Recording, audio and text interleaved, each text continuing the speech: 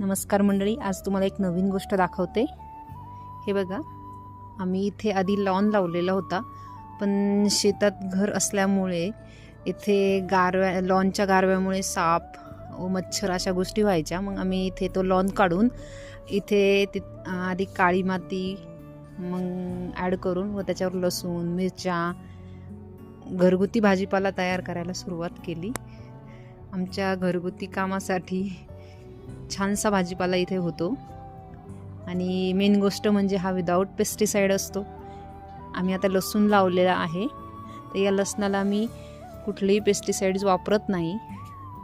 Mealybug, मावा यांसाठी आम्ही राख वापरतो त्यावरती, आणि हेच तो मेन आहे विदाऊट पेस्टिसाइड भाजीपाला खाणे। अगदी छान पद्धतीने इथे मोठ्या मोठ्या कांड्यांचा लसूण तयार होतो। कसा वाटला व्हिडिओ कमेंटमध्ये नक्की कळवा।